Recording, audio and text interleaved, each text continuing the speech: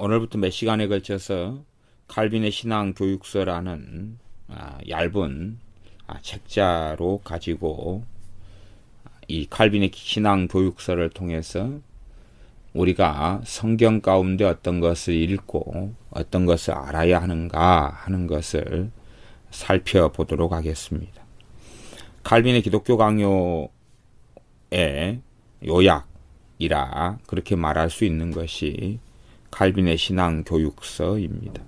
이 칼빈의 신앙 교육서는 존 칼빈 목사님이 1537년에 기록하고 저술한 겁니다.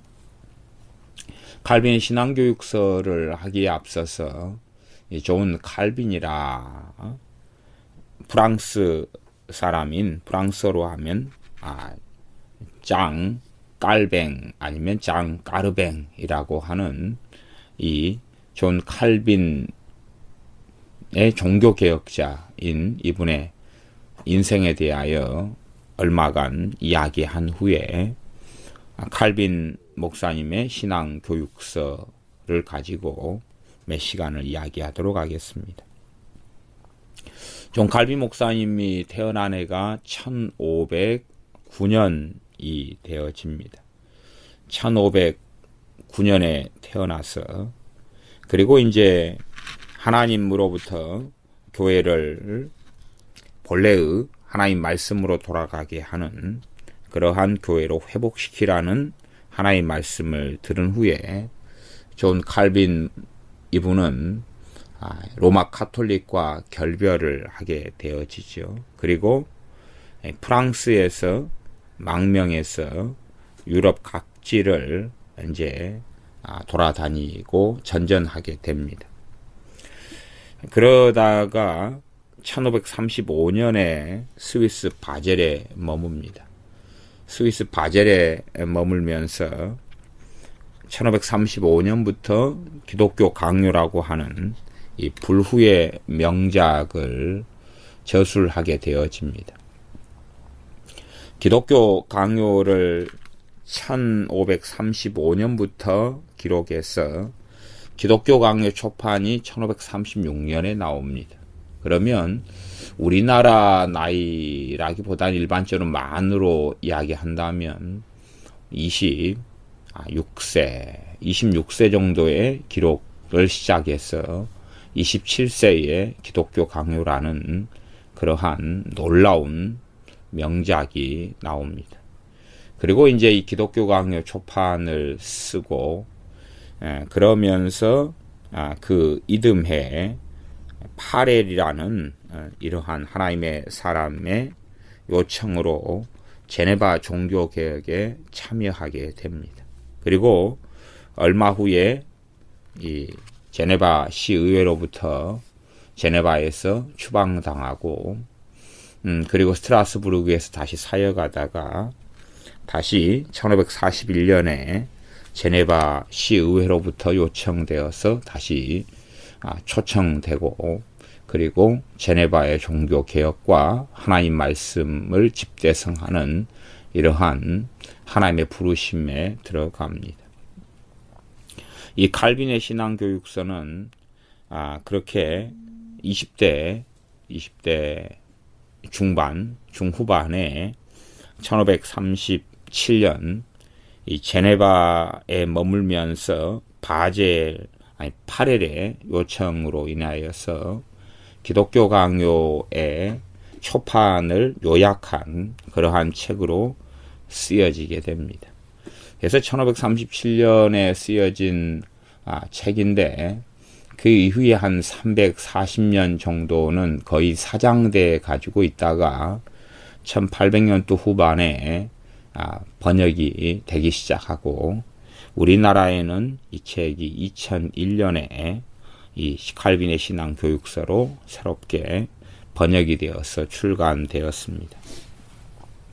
칼빈의 기독교 강요는 초판을 쓴 다음에 그 다음에 1559년까지 수십 년에 걸쳐서 5번에 걸쳐서 새롭게 증보가 되면서 저술이 됩니다. 그러나 초판이 쓰여진 이후에 5번에 걸쳐 증보되는 때까지 그 중심적 흐름은 변하지가 않습니다.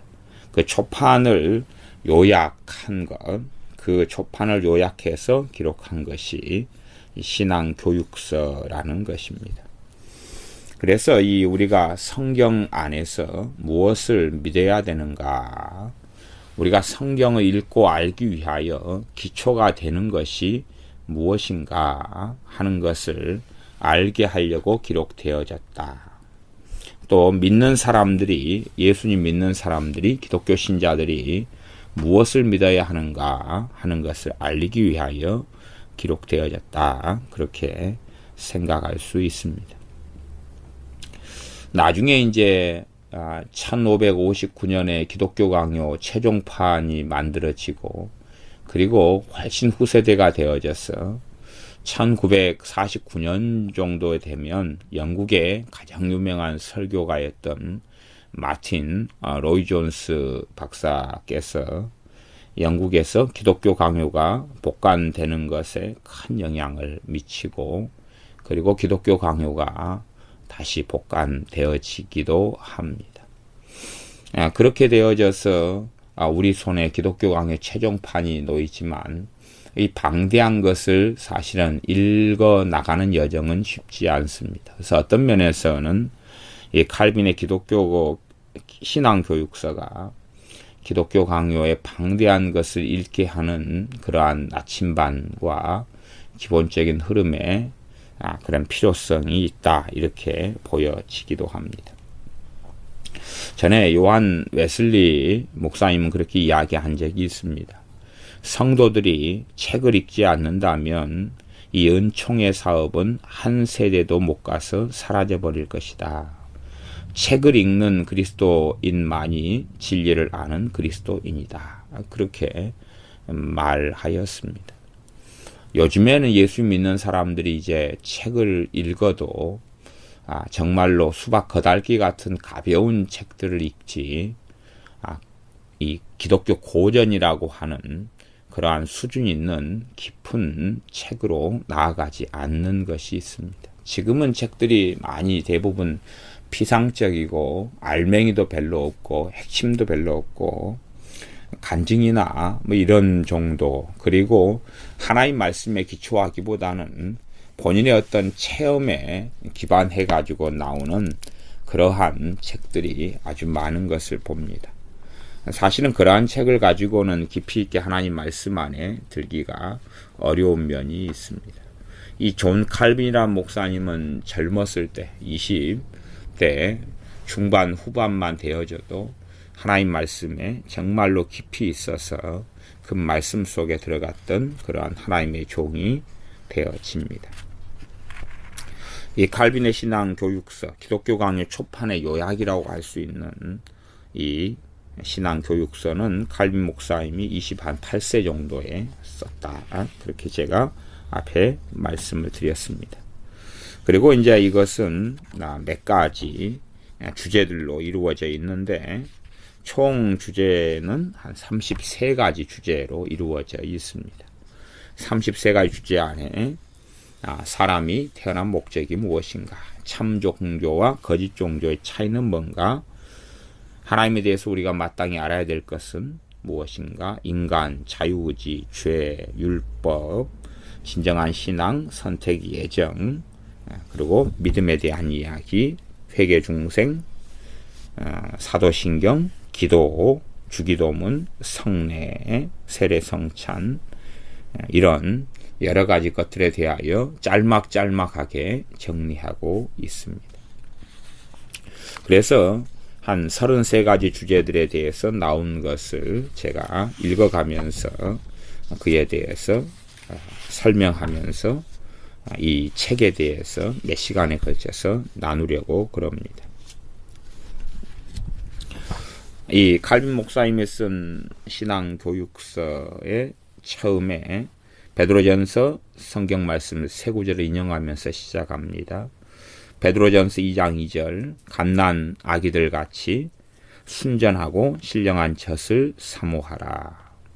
베드로전서 3장 15절, 너희 마음에 그리스도를 주로 삼아 거룩하게 하고 너희 속에 있는 소망에 관한 이유를 묻는 자에게는 대답할 것을 항상 준비하되. 베드로전서 4장 11절 만일 누가 말하려면 하나님의 말씀을 하는 것 같이 하고. 자, 이제 첫 번째 주제, 모든 인간은 하나님을 알기 위하여 이 세상에 태어난다.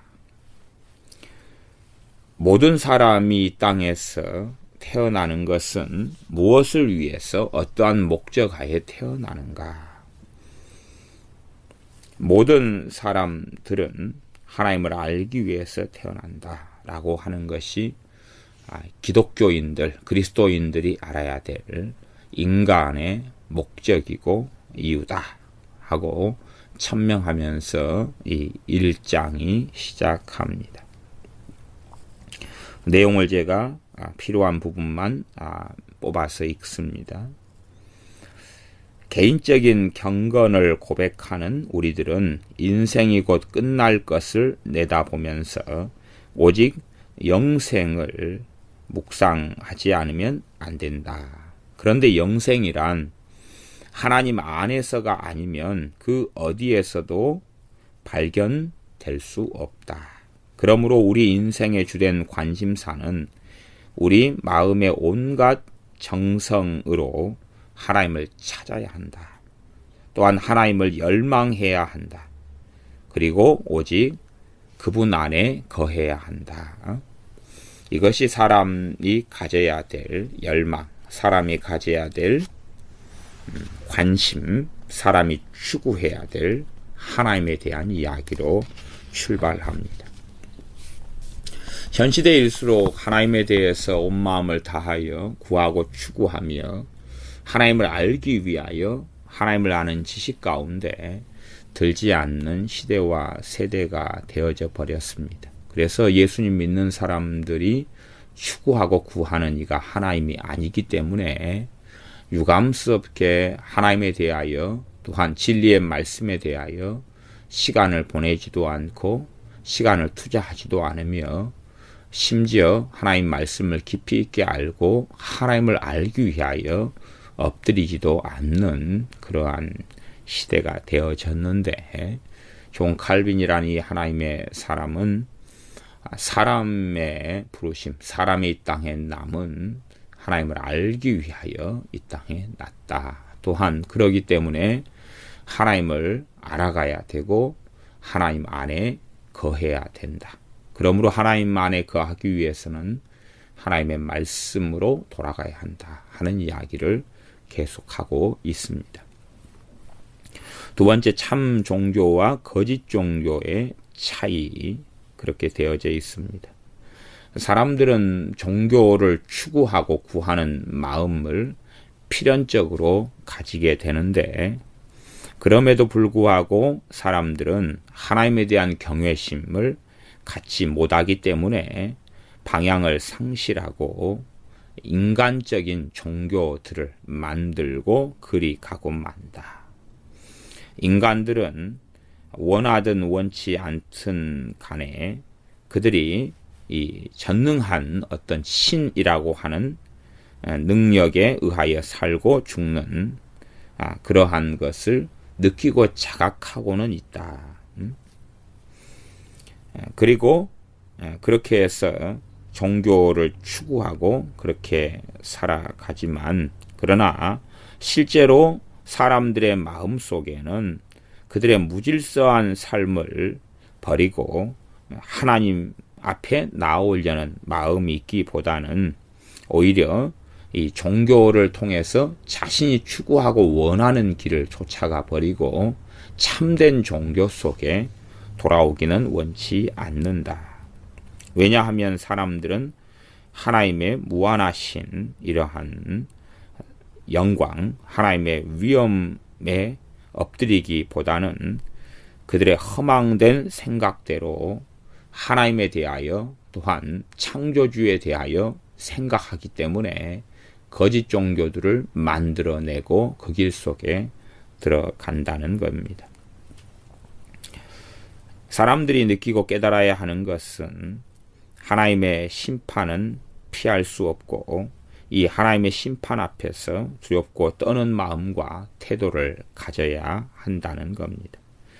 참된 경건은 하나님을 주님으로 존경하고 그의 의로우심을 받아들이고 죽을지언정 하나님의 마음을 거스리지 않는 순수하고 참된 열심에 있다. 이러한 열심을 소유한 사람들은 모두 자신들이 어리석게 행하는 대로 하나님을 곡해하고 왜곡하려는 그러한 시도를 그만두고 하나님 자신으로부터 참 하나님에 대한 지식을 구하여야 한다.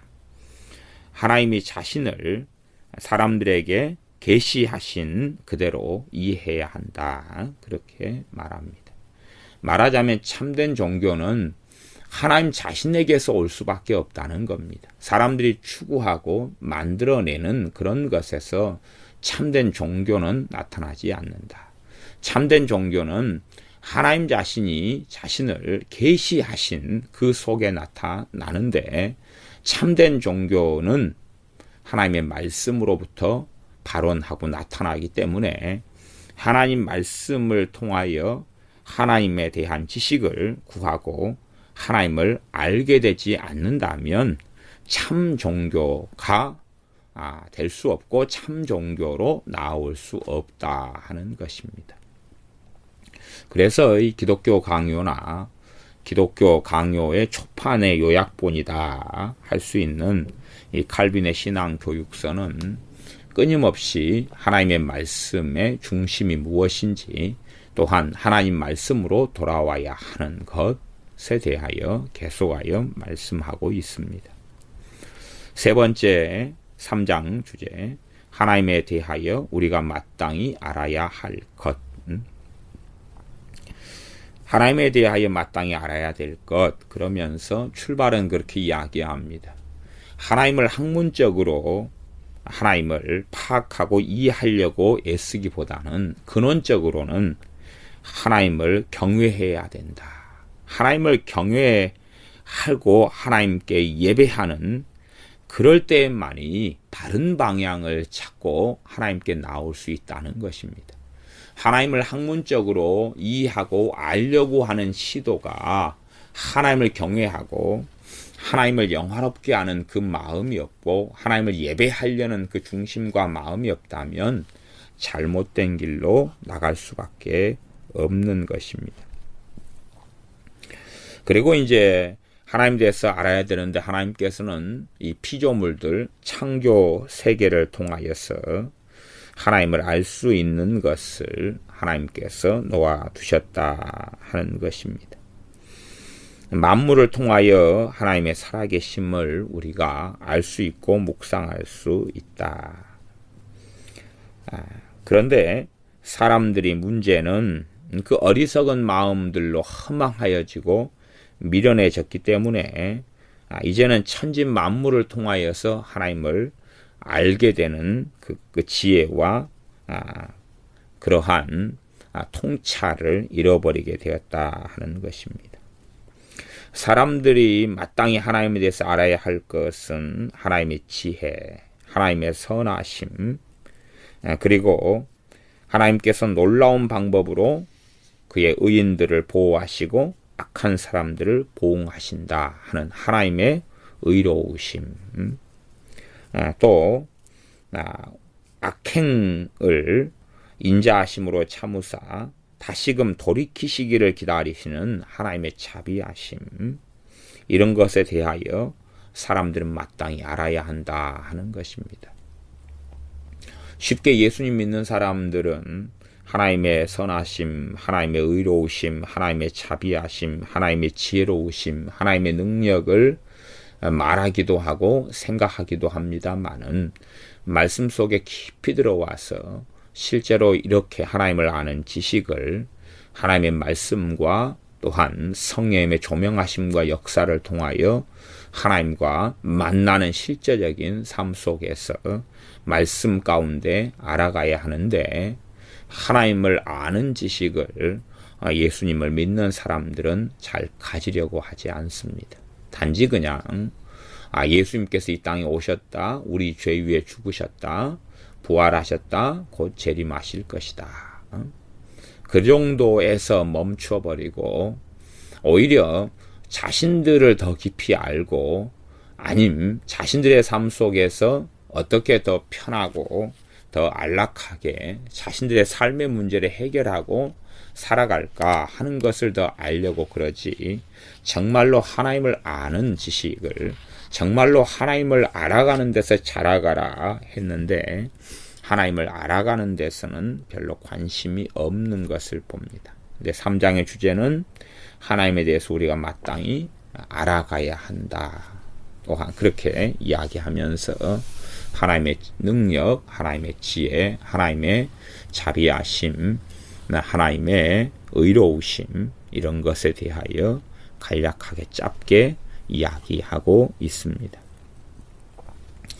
우리들이 부패하였기 때문에 하나님의 창조의 세계를 생각할 때에 악하고 왜곡되게 이해하여서 모든 하늘의 지혜를 우리가 뒤엎어 버렸다.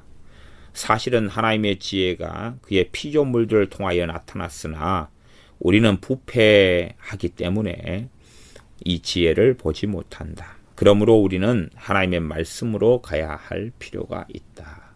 이 천하 만물에 하나님을 알만한 것을 보였는데 사람들이 부패하고 어리석어져 버렸기 때문에 알지 못하여서 하나님을 알려면 하나님의 말씀으로 돌아가야 한다고 이야기합니다. 오직 우리는 하나님의 말씀으로부터 유일하고 영원하신 하나님께서 모든 삶, 의, 지혜, 덕, 선함, 관용의 근원이시요 원천이시는 것을 배울 수 있다. 또한 모든 선하심이 예외 없이 하나님으로부터 오기 때문에 우리의 모든 찬양을 하나님께 돌리는 것이 옳다. 네 번째는 사람, 인간에 대한 이야기입니다. 4장 주제는 인간인데, 실제로 이 칼빈의 기독교 강요라는 방대한 5번에 걸쳐 개정되고 증보된 그러한 기독교 강요의 핵심은 하나님을 아는 지식과 인간을 아는 지식이다. 그렇게 요약될 수가 있습니다. 사람이란 어떤 존재인가? 사람이란 어떤 존재인가에 대해서 설명합니다. 내용은 그렇습니다. 처음에 인간이 창조될 때에 인간은 하나님의 형상을 따라 창조되었다. 그래서 이 인간 창조의 목적은 사람이 하나님께로부터 받은 그러한 고상한 자질로 그의 창조자를 찬양하며 하나님에 대하여 마땅히 하나님께 드려야 될 영광으로 하나님을 영화롭게 하는 것이다. 그러나 인간은 주님을 떠나서, 하나님을 떠나서 스스로 높아지려고 애썼고, 그러므로 죄 가운데 들어가 하나님의 모든 영광을, 주신 영광을 잃어버렸고, 그렇기 때문에 하나님의 형상이 무너져 버리고 말았다. 그래서 인간의 지성은 진실로 눈이 멀었고 오류투성이가 되었고, 하나님의 지혜와 반대되고 부패한 정서로 가득 찬 악한 의지를 가지게 되었다. 하나님의 의로우심을 이제는 증오하게 되었고, 어떤 선행도 할 수 없는 그러한 몸의 힘이 악행하고 죄를 지을 수밖에 없게 그렇게 된 존재가 되었다 하는 것입니다. 다시 말하면 사람이 하나님 앞에 선하게 지음받았는데 스스로 죄를 짓게 됐고, 하나님에게서 멀리 떠나 있었고, 하나님의 형상이 무너져 버렸고 이뤄져 버렸으며 하나님을 떠나게 되었다. 또한 사람은 타락했고 부패하게 되어졌다 하는 것입니다. 그래서 여기에서 인간의 전적 타락을 이야기하고 언급하는 바가 있습니다. 사람이 타락했기 때문에 하나님의 은혜가 아니면 다시 회복될 수 없다 하는 것입니다. 사람은 타락한 존재이다. 사람은 죄악된 존재이다 하는 것입니다. 그것이 사람에 대한 결론부에 대한 이야기입니다. 사람들이 정말로 자신의 죄악됨과 자신의 타락함과 하나님 앞에서 잘못되고 그릇됐다는 것을 발견하지 못한다면 그 사람들은 사상 누각위에 믿는 신자라 할지라도 집을 짓는 사람이고 언제든지 그의 신앙과 믿음은 무너져 버리고 맙니다. 아마 현 시대에 가장 이 긴급한 그리스도인들에게 필요 중에 하나가 내가 얼마나 부패했고 타락한 존재인가 하는 것이 되어질 겁니다. 사람들은 끊임없이 자기 기만 속에 들어가서 내가 얼마나 타락했고 내가 얼마나 악하며 내가 얼마나 부패한 존재인가 하는 것을 잃어버리고 맙니다. 그래서 거꾸로 정말로 죄에 대하여 깊이 있게 자각하고 깨닫기보다는 나는 얼마나 예수님 때문에 의롭게 되어졌는가 하는 것을 묵상하고 명상하려 하며 끊임없이 자신의 의를 세우려고 나아가는 것이 사람의 존재입니다. 로마서 말씀에 의하면 이스라엘 사람들도 하나님의 의를 잃어버리고 자신의 의를 세우려고 하다가 결국은 하나님 앞에 서지 못했다라고 이야기하는 것처럼 현 시대의 그리스도인들도 하나님의 의로우심을 구하고 자신의 부패하기 때문에 자신에게는 의로움이 없기 때문에 하나님의 의로우심을 구하는 것이 아니라 오히려 여러 가지 성경에 있는 기도와 말씀 같은 은혜의 수단들을 통하여서 자신의 의를 세워가려는 그런 경향성을 가지는 것을 많이 봅니다. 그러나 그러한 것의 총착력은 하나님과 멀어짐일 수밖에 없습니다. 다섯 번째, 자유의지입니다. 자유의지에 대해서 알미니안주의와 칼빈주의가 이야기하는 것이 아주 다른데 기본적으로 제가 살펴볼 때는 자유의지의 개념상 서로 다른 면이 있다. 그렇게 말할 수밖에 없습니다. 사람의 자유의지가 어떤가 할 때에 이 칼빈 목사님이 이야기하는 자유의지의 기본 개념은 그렇습니다. 자유의지란 인간이 선과 악을 자유롭게 선택하는 능력이다 하는 것입니다. 그런 면에서 그런 자유의지는 없다는 것입니다. 그러니까 우리가 물을 마시고 숨을 쉬고 또한 걷기도 하고 생각하기도 하고 말하기도 하는 자유의지는 당연하게 있다라고 이야기하는 것입니다. 아니 상식적으로 그것은 있는 것 아닙니까? 자유의지가 있으니 하나님의 뜻과는 다르게 하나님의 원하심과는 다르게 사람들이 결혼하기도 하고 또한 어떤 일을 행하기도 하고 사는 것입니다. 그래서 이 5장 자유의지 내용 안에 그런 내용이 있습니다. 인간은 대단히 민첩하고 의향성 있는 의지의 동의에 의하여 죄를 짓는다. 민첩하고 의향성이 있다. 자신의 뜻이 있다. 의지가 있다. 그리고 자신의 의지로서 죄를 짓는다 하는 것입니다. 그러하니 자유의지, 모든 사람이 보편적으로 이야기하는 개념 속에서 또 알미니안주의에서 이야기하는 개념 속에서 자유의지는 칼빈주의도 동일하게 인정하는 것이고 칼빈 목사님도 인정하는 것입니다. 그러나 본질적으로 칼빈 목사님이 이야기하는 자유의지는 뭐냐 하면 사람이 선과 악을 자유롭게 선택하고 행할 능력이 있느냐 할 때에 그게 없다는 것입니다. 그런데 알미니안주의에서는 사람이 선과 악을 행할 능력이 있다 하는 것입니다. 사람이 선을 행하고 싶으면 선을 행할 수 있고 악을 행하고 싶으면 악을 행할 수 있는 자유의지가 있다 하는 것입니다.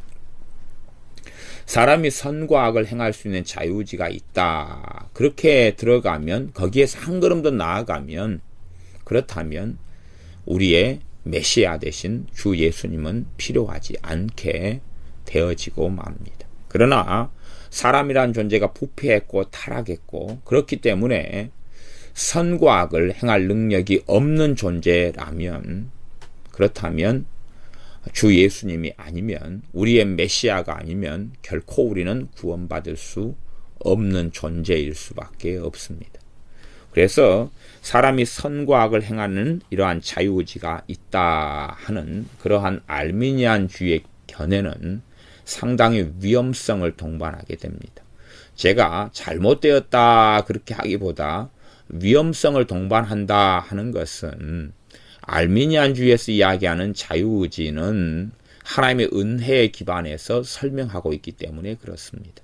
말하자면 사람들은 선과 악을 선택하는 능력을 상실했는데, 그까지는 동일한데, 알미니안주의에서는 하나님의 은혜가 주어졌다. 만민에게 하나님의 은혜가 주어져서 하나님의 은혜가 주어진 다음에는 선과 악을 선택할 수 있는 능력이 생겨났다. 하나님의 은혜에 의하여. 그렇게 보편적인 은혜를 이야기합니다. 물론 보편적인 하나님의 은혜는 칼빈 목사님이나 칼빈주의도 함께 이야기합니다. 그러나 그러함에도 불구하고 그 보편적인 은혜하고 보편적인 은혜가 주어져서 선과 악을 모든 사람들이 자유롭게 선택할 수 있다 하는 부분은 결코 인정하지 않습니다. 그렇기 때문에 필연적으로 하나님의 은혜가 아니면, 그분의 자비와 그분의 사랑하심과 그분의 부르심과 그분의 택하심이 아니면 어떤 사람도 구원받을 수 없다라고 말씀하는 것입니다. 혼인잔치를 임금이 베풀었을 때에 그 혼인잔치에 초청해 주지 않으면 혼인잔치에 들어올 수 없는 것입니다. 우리가 주님의 혼인잔치의 비유를 볼 때에 몇 가지 내용을 볼 수가 있습니다. 첫 번째는 이미 이 부른 사람들, 이미 선택한 사람들에게 혼인잔치에 오라 하는 초청을 듣고 알 수 있습니다. 그런데 어떤 이는 나는 소를 샀으니 시험해야 되겠다. 나는 결혼을 했으니 그 잔치에 갈 수 없다. 하는 등등으로 주님의 왕의 부르심에 거절하고 거부합니다. 그들은 이스라엘 사람들이다 하고 우리가 알 수가 있습니다. 그리고 심지어는 종을 능욕하고 때리고 죽이기까지 합니다. 나중에는 이 다른 종들에게 가서 아무에게나 만나는 대로 혼인잔치에 초청하여 오라 그럽니다. 그리고 천하 만민에게 복음이 증거되고 이방인들에게 복음이 증거되고 하나님 나라에 초청해서 불러오게 됩니다. 그러므로 근원적으로 하나님의 이 광대하고 원대한 초청과 부르심, 이 부르심이 없으면, 이 부르심을 다른 말로는 선택이다 이렇게 말하기도 하고 예정이다 라고 말하기도 합니다. 이 부르심, 단지 이것을 정해진 사람만 불렀다 하는 것을 넘어서서 주님의 명백한 이 혼인잔치에 대한 말씀을 보면, 첫 번째는 이미 정해진 사람들을 불렀고 이스라엘이죠. 두 번째는 아무나 오라 하는 광범위한 초청과 부르심을 하시는 것을 봅니다. 그래서 이 부르심이 아니면 하나님께 나올 수 없다 하는 것이 이야기되어질 수밖에는 없는 것입니다. 오히려 극단으로 흘러간다면 또한 이상하고 이상한 해석과 설명을 하게 되었지만, 우리는 말씀 안에서 말씀이 가는 데까지만 가고 멈추는 데서 멈춰야 됩니다. 그래서 5장의 자유의지는 사람이, 인간은 결코 선과 악을 자유롭게 선택하는 능력인 자유의지를 갖고 있지 않다. 그렇게 칼빈 목사님은 이야기합니다. 왜냐하면 사람은 부패했고 타락한 그러한 존재이기 때문이라는 것입니다. 그렇게 얼마나 내게서 선을 찾을 수 있는가? 사람들은 자신 안에서 끊임없이 선을 찾고 발견하려 합니다. 그리고 나는 선한 존재다, 나는 괜찮은 존재다 하는 인식과 의식을 가지고 신앙생활을 시작하기도 합니다. 나는 필요한 것이 천국은 필요해. 천국은 내가 가야 되겠어. 아니면 내 가정의 회복이 필요해. 자녀들에게 하나님의 도우심이 필요해. 그러나 나는 정말로 하나님의 의로우심, 주 예수님의 의로우심은 필요한 게 아니야. 내가 예수님 믿으면서 예수님의 의로우심을 나한테 주셨다고? 공짜로 주셨다면 내가 받아야지. 그렇게 생각하지. 정말로 주 예수님의 의로우심을 가지지 않는다면 하나님의 진노 앞에, 심판 앞에 설 수 없다는 것을 깨닫지 못합니다. 정말로 예수님 믿는 사람들이 깨달아야 할 많은 것들을 예수님 믿는 사람은 깨달으려 하지도 않고 깨닫는 과정 속에 들지도 않고 깨닫는 여정 속에 들지도 않습니다. 우리의 자녀들이 우리 어릴 때부터 신앙생활을 우리와 함께 하고 함께 예배를 드리고 참여할 수 있습니다. 그러나 우리의 자녀들이 드리는 예배, 드리는 기도가 자녀들을 제대로 하나님 앞에 세우지는 못하는 것을 봅니다. 어릴 때는 함께 예배하고 기도할 수 있지만 머리가 좀 커지고 난 다음에는 손쉽게 주님에게서 떠나며 신앙에서 떠나며 교회 생활에서 떠나는 우리의 자녀들을 보는 것은 그렇게 어려운 일이 아닙니다. 오히려 신앙생활했던 자녀들 가운데 3명, 4명, 5명 가운데 기껏해야 1명 정도만 남고 나머지는 다 떠나가는 것, 그것이 통계적인 이야기고 자료가 되어집니다.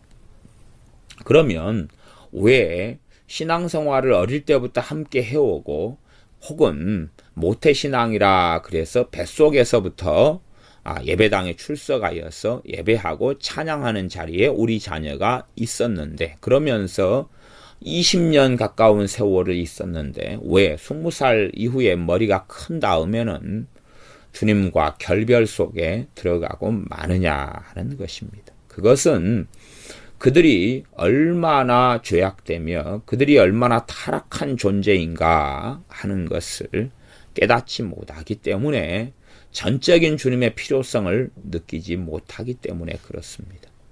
정말로 이 예배당 안에 들어오려면 정말로 하나님의 자녀들 속에 들어오려면 필연적으로 거쳐고 가졌고 깨달아야 할 것이 있습니다. 그것은 주님이 아니면 자신은 정말로 가망이 없는 존재라는 것을 깨닫는 것입니다.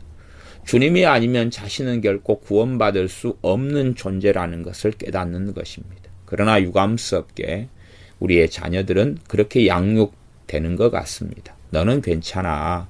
너는 좋은 존재야. 너는 선한 존재야. 그렇게 학교에서부터 교육되어집니다. 너는 착한 존재야. 아이고 착하다. 아이고 착하다.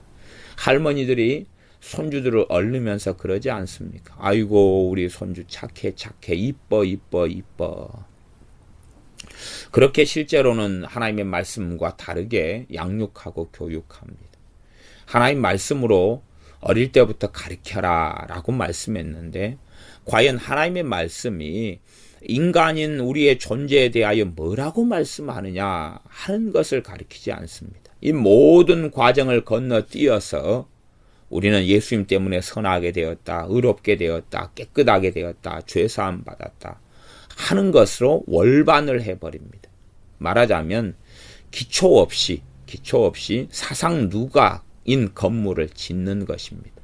기초가 없이 철근 콘크리트 같은 기초부터 세워나가서 가지는 그러한 건물이 아니라 그냥 위는 아주 무거운데 나무 짝대기 몇 개를 받쳐 놓아서 바람만 조금 불면 그러면 흔들리다가 무너져 버리는 그러한 신앙의 건축을 자녀들이 하게 되어집니다. 물론 우리의 어린 자녀들 뿐만이 아니라 대부분의 주 예수를 믿는다 하는 그러한 우리들이 행해가는 방향과 방식도 그런 것 같습니다.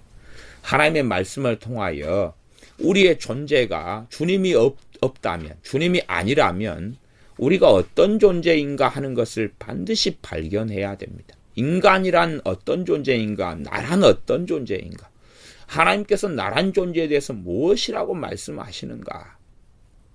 그렇게 주님이 없을 때의 나, 주님이 없을 때의 나, 주님 없는 나는 어떤 존재인가? 나는 얼마나 하나님으로부터 떠나 있었는가 하는 것을 발견하고 깨달아야 되고, 그러므로 우리의 죄악됨, 우리의 거룩하지 않음, 우리의 무능함, 우리가 죄밖에 지을 수 없게 그렇게 되어지는 존재라는 것을 알아야 됩니다.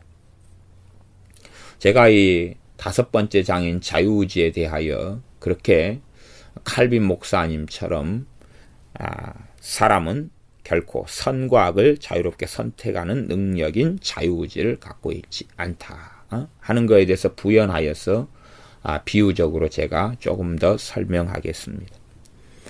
사람들은 내가 자유롭게 선과 악을 선택할 수 있는 존재다 하고 생각하지만, 실제로는 사람이 부패하고 죄를 지었기 때문에 사람이 타락했다 하는 것은 사람이라는 존재 자체의 변화가 생겼다 하는 것을 이야기합니다. 말하자면 사람이 타락했다 하는 것은 존재의 변화예요. 사람이 개가 되었다 하는 것하고 같은 이야기입니다. 사람은 개가 되었다 하는 것과 같은 이야기예요. 그래서 하나님께서 다시금 이 사람이 개가 되었는데 개를 다시 사람으로 하나님께서 돌려주지 않으신다면, 거듭나게 하고 재창조하시지 않는다면 결코 존재의 변화를 가져올 수 없다는 이야기입니다. 개가 자유로울 수 있습니다. 그런데 개는요, 결코 사람이 될 수 없습니다. 개는 개의 존재 안에서만 자유롭습니다. 개는 사람 말을 할 수 없고, 사람과 함께 오래 지내지만, 그래서 주인이 부르면 워리 그리고 부르면 가지만 예 알겠어요 그리고 가는 게 아니라 왈왈 멍멍 그리고 간다는 사실입니다. 그래서 개는 어떤 부분까지 자유롭냐 그러면, 자유롭긴 그 한계가 있어서 개의 본성 안에서만이 자유롭다 하는 것입니다. 그러면 죄인이고 타락한 우리 인간은 어디에서만이 자유롭느냐? 죄를 짓는 데 있어서만이 자유롭다는 사실입니다. 우리가 죄를 얼마나 더 악하게 지을 것인가? 죄를 얼마나 약하게 지을 것인가? 죄를 얼마나 참고 얼마간 다소간 안 짓고 머물러 있을 것인가 하는 데서만 자유로울 뿐이지, 선이라는 것 자체를, 거룩함이라는 것 자체를 만들어낼 수 없는 존재입니다. 그러한 것을 실제로 예수 믿는 사람들도 필연적으로 말씀을 통하여 깨닫고 알아가야 됩니다. 우리 자신의 타락성을 알아가야 됩니다. 우리 자신의 죄악됨을 알아가야 됩니다. 우리 주 예수님의 말씀은 실제로는 마태, 마가, 누가, 요한복음은 이것들에 대한 실상을 밝히 드러내고 있습니다. 산상수훈 같은 말씀을 통해서 근원적으로 얼마나 우리가 잘못되었으며 하나님의 진리와 하나님의 뜻과는 얼마나 어리석은 존재가 되었는가 하는 것을 명백하게 드러내고 있습니다. 그러나 사람들은 그 명백하게 하나님 말씀을 드러내는 거기에서 출발하는 것이 아니라, 나는 이것을 행할 수 있어, 나는 이걸 지킬 수 있어, 그래 이걸 지키라고, 그래 그러면 그렇게 하지, 그러는 데서 출발하려고 합니다. 출발점 자체가 아주 잘못된 그런 망상인 경우가 많습니다. 우리는 주님의 말씀을 지키고 순종하며 준행해야 됩니다. 그러나 그 은혜가 아니면 가능하지 않고, 성령 하나님의 도우심이 아니면 가능하지 않고, 주님의 복음이 아니면 가능하지 않게 되어지고, 주님과 함께 동행하지 않는다면 가능한 여정과 길이 아니라는 사실입니다. 그러나 사람들은 주님 없이도 주님의 말씀을 지킬 수 있다는 아주 어불성설 속에 들어가는 것들을 많이 봅니다. 그러므로 많은 이들의 신앙이 사상 누각일 수밖에 없는 것은, 그들은 주님 없이도 거룩하고 주님 없이도 의롭다 있다 하는 착각 속에 있기 때문에 그렇습니다. 주님께서 우리와 함께 하시지 않는다면 우리는 타락하고 더러운 그 모습 그대로일 수밖에 없습니다. 주님이 떠나가시면, 내가 주님을 참으로 의탁하지 않고 의지하지 않는다면 우리는 우리 안에서 끊임없는 부패밖에는 발견할 것이 없는 것입니다. 실제로 그리스도인이라 할지라도 그러할 수밖에 없습니다. 여섯 번째, 죄와 죽음입니다. 성경에서 말하는 죄란, 그리고 칼빈 목사님은 세 가지로 요약합니다. 성경에서 말하는 죄란, 첫 번째, 모든 악덕들의 원천인 부패한 인간 본성이다. 두 번째는 이 인간 본성에서 나온 악한 욕망들이다. 세 번째는 이 악한 욕망들에서 나오는 사악한 범죄들이다. 보통은 이제 일반적으로 우리가 이 죄에 대한 개념을 잘못 생각하는 것이 이러한 부분인 것 같습니다. 보통 예수님 믿는 사람들은 죄 그러면 세상 사람들이 생각하는 죄의 개념을 가지고 있습니다. 윤리적으로 혹은 법률적으로 죄의 개념을 가지고 있습니다. 기껏해야 약간 더 낫다 그러면 그들이 성경 안에서 죄의 개념을 가지고 있지 않는 것이 문제가 되어집니다.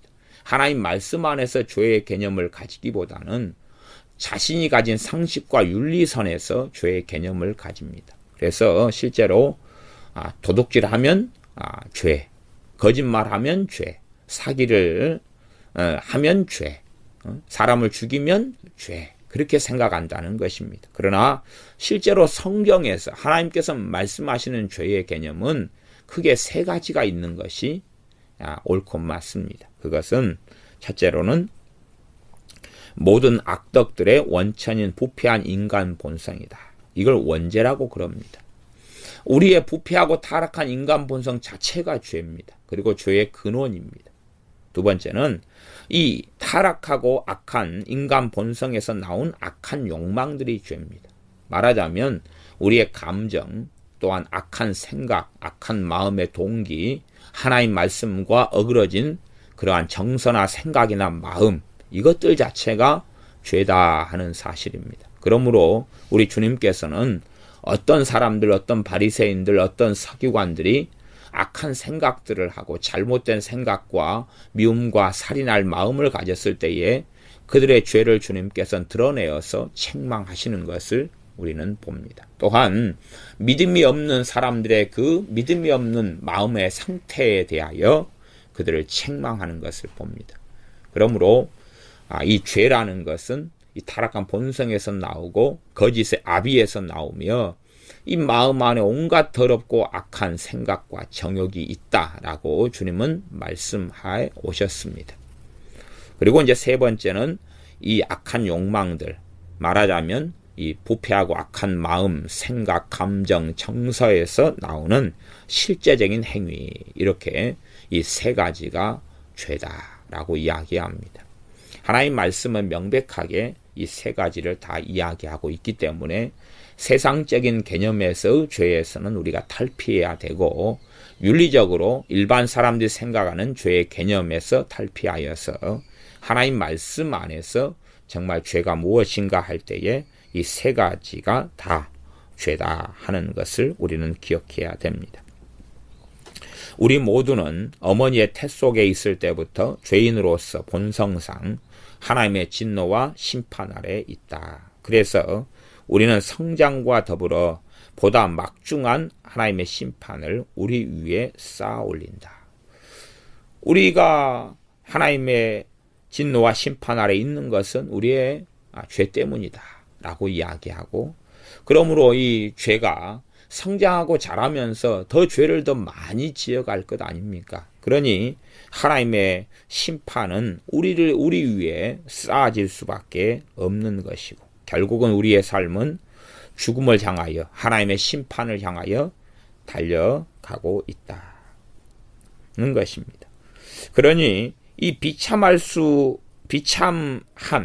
죄 가운데 빠져있는 처참한 인생들이 하나님 앞에서 도대체 기대할 만한 것이 무엇인가 하는 것입니다.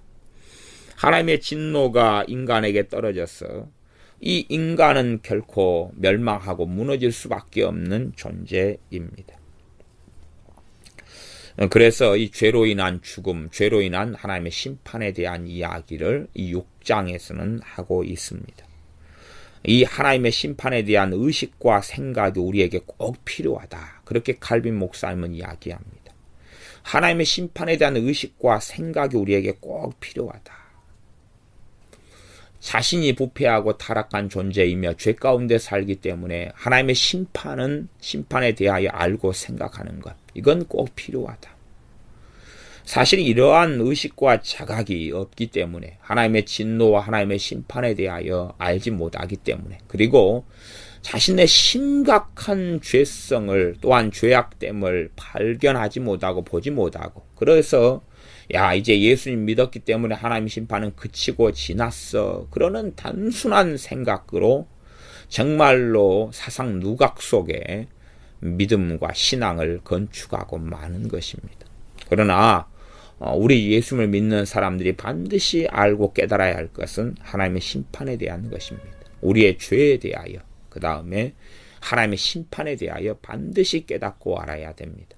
성령님께서 임하시면 세상은 성령을 받지 못하지만, 그러나 주님의 사람들은 성령이 임하시고 영원토록 함께 하신다고 말씀하시면서 이 성령 하나님께서 무슨 일을 하느냐 하는 것입니다. 성령 하나님께서 죄에 대하여, 의에 대하여, 심판에 대하여 알리신다라고 말씀하고 있습니다. 하나님의 심판에 대한 의식과 생각이 우리에게 꼭 필요하다. 왜냐하면 이 하나님의 심판에 대한 의식을 가질 때, 하나님의 심판에 대한 생각을 가질 때에 우리는 우리 자신에게서 희망과 기대를 발견하는 것을 그만두고 포기하기 때문이다. 왜? 우리의 정말로 많은 죄를 생각할 때에 우리가 하나님의 진노와 심판 외에는 기다릴 수 있는 것이 없지 않습니까? 그래서 결국은 하나님의 심판에 대한 의식과 생각은 하나님 앞에 굴복하고 엎드릴 수밖에 없게 한다. 비로소 우리 자신이 얼마나 비참한지, 얼마나 무능한지를 깨달음으로 주님 앞에 엎드리기에 이르게 된다. 진정으로 주님이 필요하고 진정으로 주님을 구하게 된다는 것입니다. 우리 자신의 사악함과 무능함과 전적인 타락을 인정할 때만이 영광과 능력과 구원의 모든 영광을 하나님께 돌리게 된다는 것입니다. 그러므로 우리가 죄에 대하여, 죄로 인한 죽음, 죄로 인한 하나님의 심판과 진노, 이것을 깊이 있게 깨닫고 알아야 된다라고 이야기하는 장이 6장입니다. 7장은 우리가 구원받는 방법과 생명으로 회복되는 방법, 이렇게 되어져 있습니다. 당연하게 하나님의 말씀은 어떻게 타락한 인간이 구원받을 수 있는가, 어떻게 회복될 수 있는가를 말씀하고 있고, 우리가 하나님의 말씀을 통하여 우리가 어떻게 구원받는가 하는 것을 발견해야 됩니다. 에베소서 2장 말씀은 하나님의 선물이다. 구원은 하나님의 선물이다. 은혜를 인하여 믿음으로 말미암아 하나님께 받게 되고, 그것이 하나님의 선물이 구원이기 때문에 아무도 자랑할 수 없다라고 이야기합니다. 알미니안주의에서는 이 믿음을 사람의 선한 행위다라고 정의를 내립니다. 그러나 칼빈 목사님이나 칼빈주의는 믿음은 하나님의 선물이다라고 이야기하고, 이것은 행위에 속한 것이 아니다라고 이야기합니다. 마찬가지로 저 자신도 이 믿음이라는 것은 신비로운 것에 속하지만 이것은 행위에 속한 것은 아니고 은혜의 통로와 은혜의 방편에 속하는 것이며 하나님의 선물에 속한 것이다 라고 말씀드릴 수밖에 없습니다. 실상은 말씀을 통하여 믿음이 나오는데 하나님의 말씀 자체가 선물이고 은혜이지 않습니까? 그러니 하나님의 선물과 은혜에서 나온다면 그것 자체가 은혜일 수밖에는 없는 것이다 하는 것입니다. 그 내용을 제가 읽어드리겠습니다. 우리 자신이 하나님 앞에서 아무것도 아니라고 하는 이와 같은 우리 자신에 대한 지식이 우리 마음에 일어나야 된다.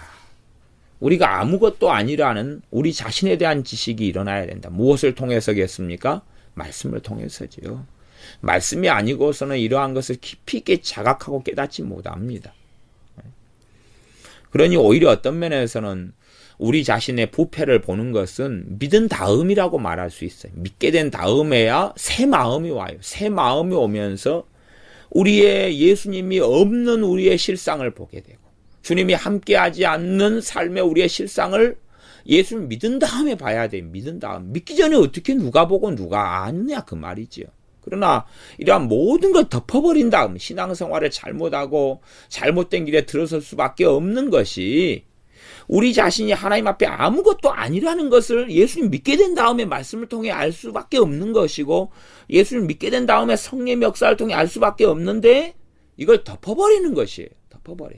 우리의 부패를 덮어버리고 우리의 무능함을 덮어버리고 우리의 죄 가운데 얼마나 타락함을 덮어버리고 하나님의 절대적인 필요성, 구주 예수님의 절대적인 필요성을 덮어버린다 그런 것입니다. 그래서 주님을 쉽게 잊어버리는 그러한 길 속에 많은 신자들은 들어가고 그들의 신앙이 지푸라기를 물에 빠진 사람이 잡아서 어떻게 지푸라기를 잡아 살아날 수가 있겠느냐 하는 것입니다. 제가 다시 내용을 읽습니다. 우리 자신이 하나님 앞에서 아무것도 아니라고 하는 이와 같은 우리 자신에 대한 지식이 우리 마음속에 일어날 때 하나님에 대한 참 지식으로의 접근이 용이하게 된다. 우리가 아무것도 아니라는 것에 대해서 아는 지식, 깨달음이죠. 결국은 이렇게 깨닫고 알게 될 때에 하나님을 참으로 알게 되는 여정 속에 들 수 있다는 것입니다. 하나님의 심판 앞에서 자신만만한 것, 또한 자신에 대한 허망한 확신을 가지는 것, 이것은 가장 나쁜 두 개의 해충이다. 그렇게 칼빈 목사님이 이야기합니다. 하나님 앞에서 자신만만하다. 왜? 나는 의롭고 나는 깨끗하고 고상하기 때문에. 그건 정말로 무서운 나쁜 해충이다. 또 하나는 우리 자신에 대해서 허망한 확신을 가지는 것. 우리의 많은 자녀들은 아마 그렇게 양육되는 것 같습니다. 하나님의 심판 앞에서 자신만만하게 양육되는 것 같습니다. 왜요? 하나님의 심판을 덮어버리며 없다고 생각하거나 가르치지 않기 때문에 그렇고, 나아가서 일반적으로 우리 주 예수를 믿는 사람들도 하나님의 심판에 대해서는 이제 가르치지 않습니다. 하나님의 심판은 덮어버립니다. 그러나 히브리서 6장의 말씀에 의하면 심판에 대한 교리가 그리스도 교회의 초보 교리다라고 말씀하고 있지요. 그런데 예수님 믿는 사람은 심판이 없어, 이런 식으로 심판 교리를 정리해버리려고 그러지만 결코 성경은 그렇게 말씀하지 않고, 사도 바울도 끊임없이 우리가 다 선악간의 심판을 받을 것이고 우리가 행한 것들을 하나님 앞에 직고하게 될 것이기 때문에 너희 예수님 믿는 사람들인 너희들은 형제를 판단하지 말라, 그렇게 계속하여 로마서부터 성경마다 말씀하고 있는 것입니다. 사도 베드로조차도 하나님 심판에 대하여 이야기하지 않습니까? 누구에게요? 믿는 사람들에게 이야기하지 불신자에게 이야기하는 것이 아닙니다. 그런데 예수님 믿는 사람들은 베드로 사도나 사도 바울의 말씀을 읽으면서도 이건 안 믿는 사람들에게 하고 있는 이야기지라는 얼토당토하는 성경의 문맥을 벗어난 상상을 하고 덮어버리고 만다는 사실입니다. 하나님의 심판 앞에서 자신만만하다, 무서운 것이죠. 주님이 아니면 결코 하나님의 심판 앞에 설 수가 없습니다. 우리 주 예수님의 보혈이 아니면, 그분의 대속이 아니면, 그분의 중보가 아니면 하나님의 심판 앞에 설 수 없는 것입니다. 우리 자녀를 양육할 때에 허망한 확신을 키워주고 그렇게 양육합니다마는, 그러므로 우리의 자녀가 하나님 앞에 바르게 서기가 어려워지는 것이고 맙니다. 하나님께서 이 두 해충들을 파괴시키고 무너뜨리실 때에 하나님의 나라에 대한 첫 관문이 우리에게 열린다. 이 하나님의 심판 앞에 자신만만한 것, 우리 자신에 대한 허망한 확신, 이 두 가지가 무너질 때에 우리는 이 땅에 집착하고 있던 우리의 눈길을 하나님을 향하여 들게 된다. 그래서 지금까지 우리들 자신을 의지원하고 우리들 자신 안에 안주하고 있던 우리가 이제는 주님을 찾게 되어진다고 이야기합니다. 얼마나 하나님의 심판이 무섭고 두려운지, 우리의 죄의 실상을 보게 되고 하나님의 진노를 알게 될 때에 하나님을 찾을 수밖에 없다는 것입니다. 또한 우리 자신 안에 얼마나 허무하고 허망한 인생과 삶이고 우리 자신 안에 선하고 깨끗하고 거룩한 것이 없다는 것을 발견하게 될 때에 하나님 앞에 나올 수밖에 없다고 이야기합니다. 그리고 이제 이 구원 얻는 방법을 이야기합니다. 책의 내용을 제가 읽습니다. 우리는 우리의 죄악으로 죽어 마땅하나 이 자비로우신 아버지 하나님께서는 그의 말할 수 없는 인자하심을 따라 곤비하고 괴로운 인생들에게 자기 자신을 흔쾌히 계시하신다. 자기 자신을 알리신다는 것이지요. 그리고 우리를 잘못된 길에서 올바른 길로, 죽음에서 생명으로, 파멸에서 구원으로, 또한 하나님의 나라의 통치 안으로 다시 부르신다. 하나님은 먼저 율법을 사용하심으로 우리로 하여금 우리 자신을 깨닫게 하신다. 성경 66권 안에서 첫째는 구약에서 율법을 통하여 얼마나 우리의 죄를 지적하고 깨닫게 합니까? 나아가서 우리가 산상수훈 같은 주님의 말씀을 접하게 되면 얼마나 우리가 눈으로, 손으로, 입으로, 발로 범죄하고 살았는지, 얼마나 우리의 마음과 생각으로 범죄하고 살았는지 낱낱이 드러내지 않습니까? 그래서 하나님께서 우리를 구원하시는 방법, 회복하시는 방법의 첫 번째가 우리의 죄를 깨닫게 하신다는 것입니다. 무엇을 사용해서요? 율법을 사용해서요. 그런데 이러한 과정이 없이 문제는 예수를 믿게 되는 사람들에게 있는 것입니다.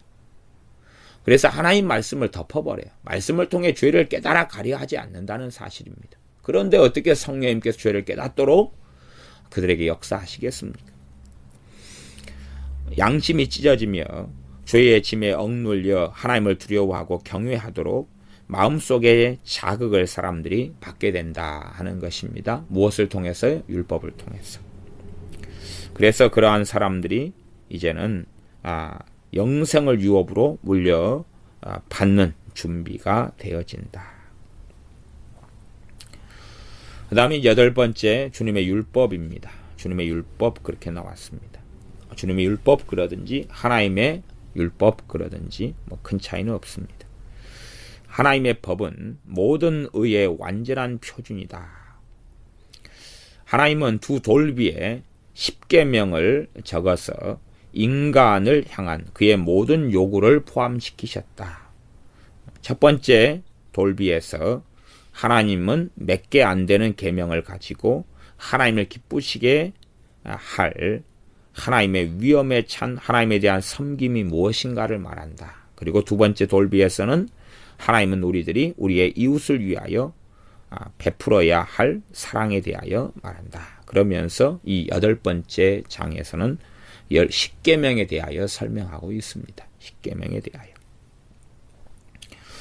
8번째 장이 아마 이 전체 34개 챕터 중에서 가장 33개 챕터 중에서 가장 긴 그런 내용이 된 것 같습니다.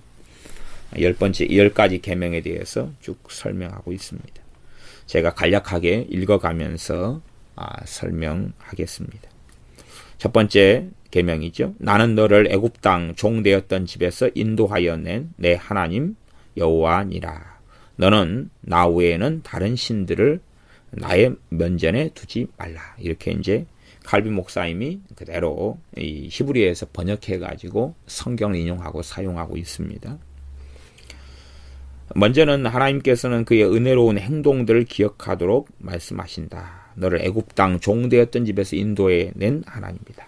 그래서 먼저 하나님의 이 은혜로운 은혜에 대하여 먼저 말씀하시니 그의 은혜를 청종하지 않는 사람들의 파렴치함을 고발하시기도 한다는 것입니다. 하나님은 그의 모든 종들을 항구적인 신자들의 애굽인 죄의 권세로부터 자유하게 하신다. 그의 종들을.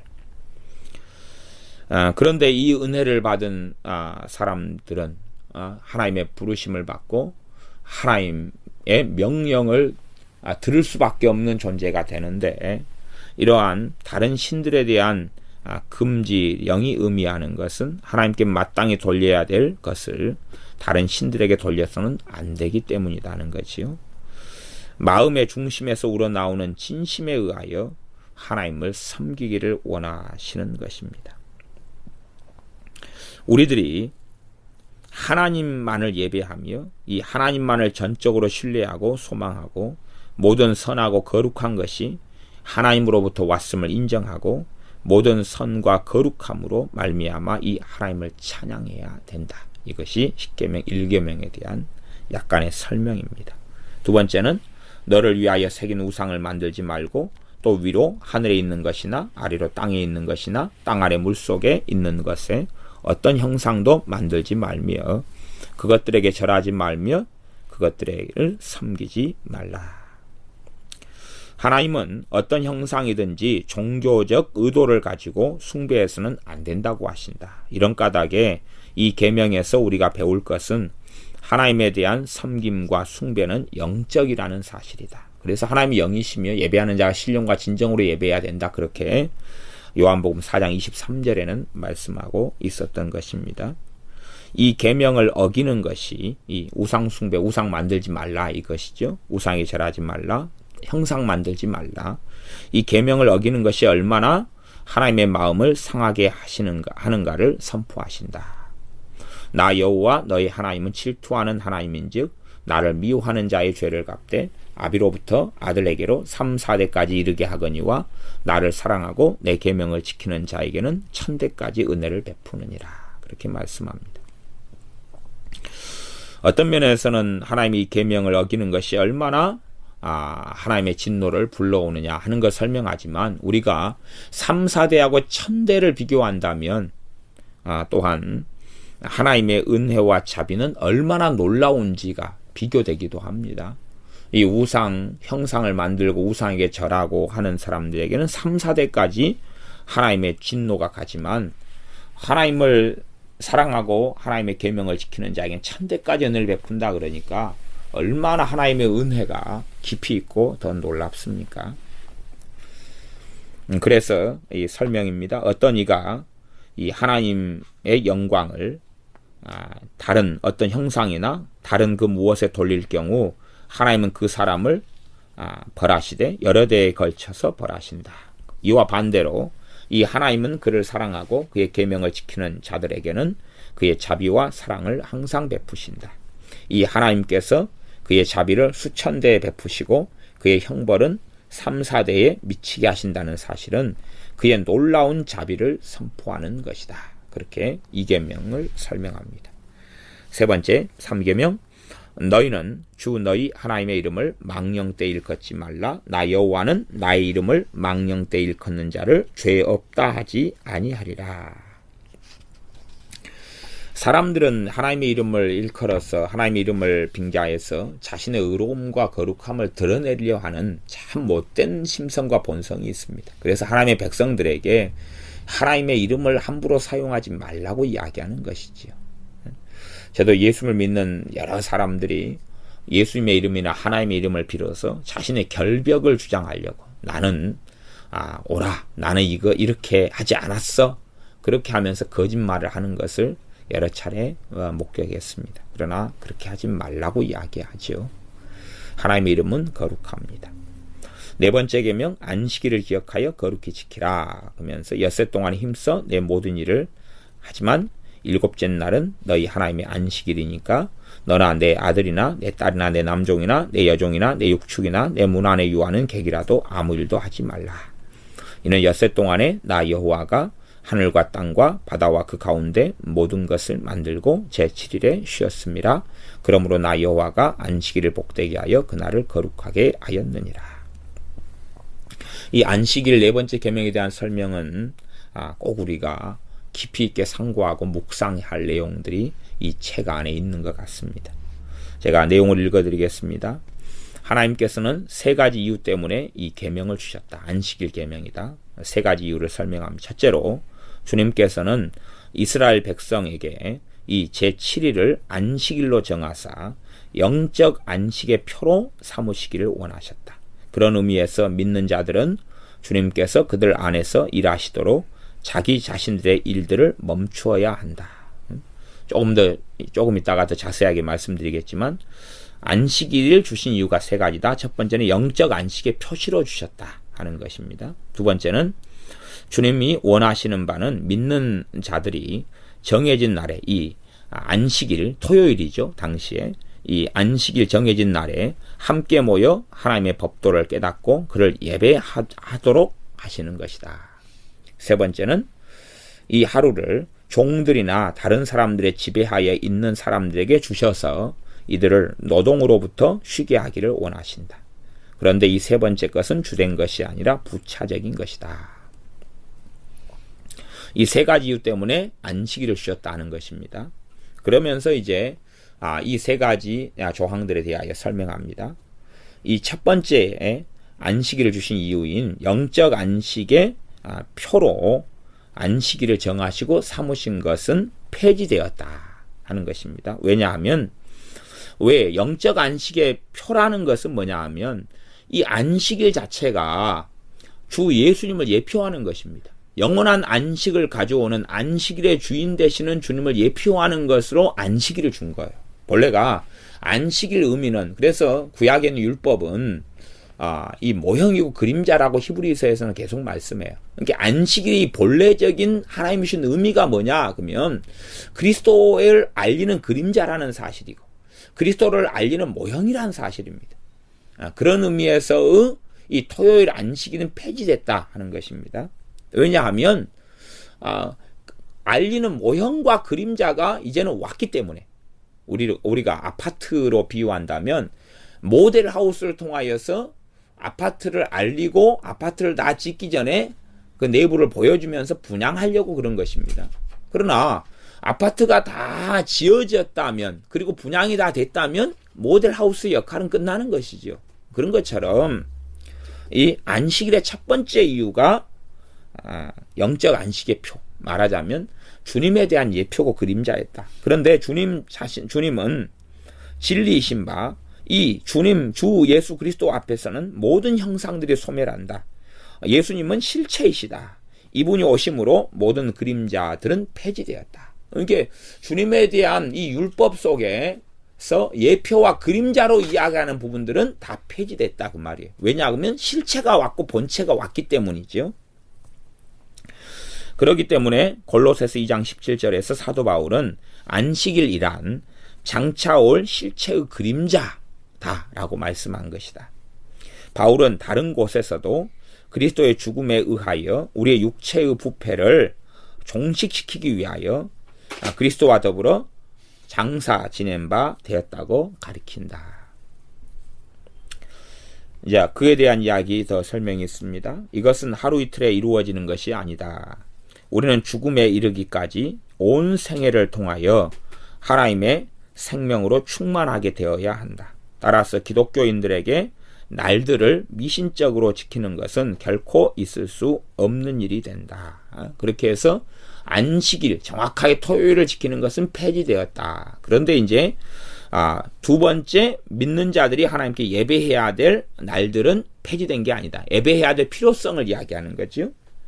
그래 나머지 두 가지 이유들은 결코 그림자에 속한 것이 아니다. 오히려 그것들은 모든 시대를 통하여 타당하다. 그러므로 안식일 제도는 폐지되었으나 우리는 어느 날인가 모여서 하나님의 말씀을 들으며 성만찬에 참여하고 나아가서 종들과 노동자, 농민들에게 노동으로부터 쉼을 허락해야 한다. 그래서 어떤 날인가는 모여야 된다.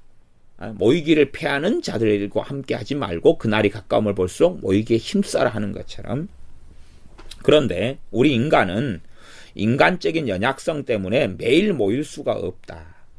유대인들이 지키던 안식일도 폐기되었으니 어느 날인가 정해야 한다. 이것은 교회 내의 질서와 평화를 확보하며 유지하기 위하여 꼭 필요하다. 이게 어떤 지금으로 주일을 지키는 일요일이라고 하는 주일, 첫 번째 날이지요. 토요일이 일곱째 날이고 그 다음에 주일은 첫날이에요. 첫날. 그렇게 해서 안식 후 첫날이라고 하는 주일을 지키는 것 자체를 옹호하지는 않습니다. 그러나 교회의 질서상 주일을 지키는 것이 당연하게 되어지겠죠. 그러나 주일이 절대적이기 때문에 지킨다 하는 게 아니라 그날에 모여서 하나님께 예배하고 하나님 말씀을 배우며 성찬하고 그렇게 하는 데에 필요성은 주님이 오실 때까지 계속 된다 하는 것입니다. 유대인들에게는 진리가 비유적으로 주어졌으나 우리에게는 진리가 그림자 없이 제시되었다. 따라서 첫째로 우리는 주님께서 그의 성령님으로 우리 안에서 일하시게 하기 위하여 평생토록 우리들 자신의 모든 일들로부터 안식을 묵상해야 한다. 둘째는 우리는 하나님의 말씀을 청종하며 성례전을 베풀며 공중기도를 하기 위하여 교회의 합법적인 체제를 지켜야 한다. 셋째는 우리는 우리에게 속해 있는 종들이나 노동자, 농민들에게 비인간적으로 일을 부과해서는 안 된다. 그러면서 이 안식일에 대해서 이 2페이지에 걸쳐서 설명하는데 꽤 깊이 있는 내용이 들어와 있습니다. 그 다음에 두 번째 돌비부터 다섯 번째 계명, 내 부모를 공경하라. 그리하면 내 하나님 여호와가 내게 준 땅에서 내 생명이 길리라. 간략하게 제가 읽어드리면 이 부모가 우리의 존경을 받을 만한가 아닌가는 중요하지 않다. 그들이 어떠하든지 간에 주님께서 그들을 우리의 부모로 주셨고 국가의 통치자로 주셨다. 그렇기 때문에 우리는 순종을 명받았다. 그럼에도 그리스도 안에서 주님 안에서 순종해야 된다. 하나님의 명령과 하나님께 반대되는 그 무언가를 명령할 경우에 우리는 그들을 부모와 통치자로 생각할 필요가 없고 우리의 참 아버지이신 성부 하나님 에로우 순종으로부터 우리를 벗어나게 하는 그런 사람들로 여겨야 한다. 이것은 부모를 순종하는 것은 약속 있는 첫 번째 계명이다. 바울이 에베소서 6장 2절에서 말하기를 주님께서는 부모를 주 안에서 순종하는 자녀들에게 이 세상의 삶을 복되게 하신다고 하였다. 마찬가지로 반항적이고 불순종하는 자녀들에게는 저주가 틀림없이 준비되어 있다고 이 계명은 선포한다. 그렇게 되어 있습니다. 다음 여섯 번째 살인하지 말라. 일곱 번째 간음하지 말라. 여덟 번째 도둑질하지 말라. 아홉 번째 내 이웃에 대하여 거짓 증거하지 말라. 열 번째 내 이웃의 집을 탐내지 말라. 내 이웃의 아내나 그의 남종이나 그의 여종이나 그의 소나 그의 나귀나 무릇 내 이웃의 소유를 탐내지 말라. 열 번째 계명의 설명만 조금 읽고 이제 이 책에 대한 첫 번째 시간을 마감하려고 합니다. 이 열 번째 계명은 내 이웃의 소유를 탐내지 말라 그랬으니까 그 소유가 아내나 남종이나 여종이나 소나 나귀나 어떤 소유라도 그랬기 때문에 이 열 번째 계명은 정말로 무수한 문제 가운데 사람의 마음을 이야기하기 때문에 이 열 번째 계명이 단지 행함에 그치는 문제가 아니라는 것을 기억해야 됩니다. 하나님 말씀에서 순종과 불순종 행함을 이야기하는 핵심은 마음과 생각이 핵심이고 출발이고 나아가서 말, 행위까지 다 이야기됩니다. 내용을 제가 읽겠습니다. 주님께서는 이 열 번째 계명으로 사랑에 의하여 정해진 한계를 넘어서는 우리의 모든 욕심들을 억어하신다. 진실로 이 계명이 금지하는 것은 모든 다른 계명들이 금지하는 사랑의 규범에 반대되는 모든 행동들을 마음에 품지 말라고 하는 것이다. 따라서 이 계명은 살인이 위에서 이미 정죄된 것처럼 증오, 질투, 악의, 악한 마음 등을 정죄하고 있다. 여기에서 음탕한 감정과 마음의 내적 불결조차 간음의 행위만큼 금지되고 있다. 도둑질이 금지되듯이 탐욕도 금지되어 있다. 그리고 비방이 금지되어 있듯이 악한 마음 자체도 악한 생각 자체도 억제되어야 한다. 우리는 이 10계명이 얼마나 보편적이며 얼마나 그 적용 범위가 광범위한가를 알 수 있다. 진실로 주님은 이웃을 위하여 사랑에 불타는 애정을 품어야 할 것을 요구하신다. 이 사랑이야말로 그 어떤 악한 욕망이나 그 어떤 욕심에 의해서도 방해를 받지 말아야 한다. 그래서 다음과 같은 내용이 이 10계명의 요약이다. 즉 우리는 사랑의 법을 거스리는 그 어떤 욕심에 의해서도 유혹받지 않을 정도로 사랑에 넘쳐야 한다. 그리고 우리는 모든 사람들에게 마땅히 이들에게 주어야 할 것을 주어야 한다. 우리는 우리의 직무상 모든 사람들에게 마땅히 주어야 할 바를 주어야 한다. 그렇게 하면서 8번째 이 십계명에 대한 내용을 마감합니다. 우리가 이 칼빈의 신앙교육서를 통해서 제가 이 짧은 81페이지 되는 책을 통해서 몇 시간에 걸쳐서 이제 더 이야기를 하게 될 터인데, 우리가 정말로 우리가 무엇을 신앙생활에서 놓쳐버렸는가, 우리가 말씀에서 무엇을 놓쳐버렸는가, 우리 자신이 뭘 더 깨닫고 알아야 되는가, 말씀을 통해서 또 우리의 자녀는 무엇을 알고 깨달아야 되는가 하는 방향과 그런 지혜를 얻게 되고, 또한 그 내용들을 놓고 신지하게 말씀 속에 들어가고 기도 가운데 주님께 나아가게 될 수 있게 되기를 바랍니다. 기도하겠습니다. 아버지 하나님, 하나님 말씀을 통하여 우리가 얼마나 부패했으며 우리가 얼마나 타락했으며 하나님의 은혜가 아니면 살 수 없는 존재인가를 더 깊이 있게 깨닫게 하여 주시옵소서. 죄가 얼마나 하나님의 무서운 진노와 심판을 가져오는지를 더 많이 깨닫게 하셔서 주님을 의지하게 하시며 하나님의 은혜에 감사하며 찬양하게 하시고 하나님의 말씀 속에 들어가 말씀을 순종하며, 그러나 주님 없이는 우리가 다 불가능한 존재들이 오매 전적으로 주님만 의지하고 진리의 길을 걷는 그러한 우리가 되게 하여 주시옵소서. 예수님의 이름으로 기도하옵나이다. 아멘.